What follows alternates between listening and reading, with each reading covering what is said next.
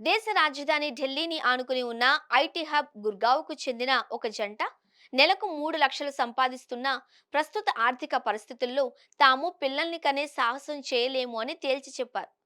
పెరుగుతున్న జీవన వ్యయం నగరాలలోని యువత ఆలోచన విధానాన్ని ఎలా మారుస్తుందో ఈ ఉదంతం తెలియచేస్తుంది.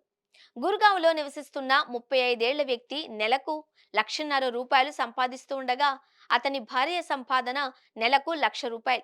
వీరిద్దరి వార్షిక ఆదాయం 36 లక్షల రూపాయలు. ఈ జీతం చూస్తే ఎవరికైనా ఆశ్చర్యం కలగక మానదు.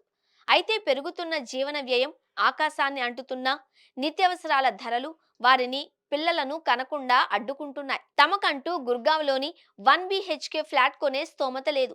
అలాంటప్పుడు పుట్టబోయే బిడ్డకు తగినంత స్థలం ఎలా కల్పించగలం అని ఆ జంట వాపోతోంది.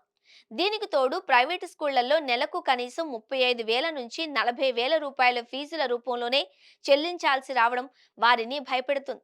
రియల్ ఎస్టేట్ ధరలు, విద్యా ఖర్చుల భారం మోయలేకే వారు ఈ కఠిన నిర్ణయం తీసుకున్నారు. భార్యాభర్తలు ఇద్దరూ ఉద్యోగాలు చేస్తూ పిల్లలు వద్దు అనుకునే వారిని డింగ్ జంటలు అని పిలుస్తున్నారు. ఆధునిక నగరాలలో ఈ సంస్కృతి వేగంగా విస్తరిస్తోంది. నగరాలలో సంతానోత్పత్తి రేటు ఎందుకు పడిపోతుందో చెప్పడానికి ఈ ఘటనే ఉదాహరణ. సోషల్ మీడియాలో ఈ పోస్ట్ వైరల్ కావడంతో నెటిజన్లు భిన్నంగా స్పందిస్తున్నారు.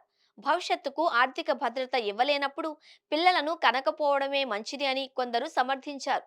మరికొందరు మాత్రం వయసు దాటిపోయాక ఆ జంట బాధపడక తప్పదు అని రాసుకొచ్చారు.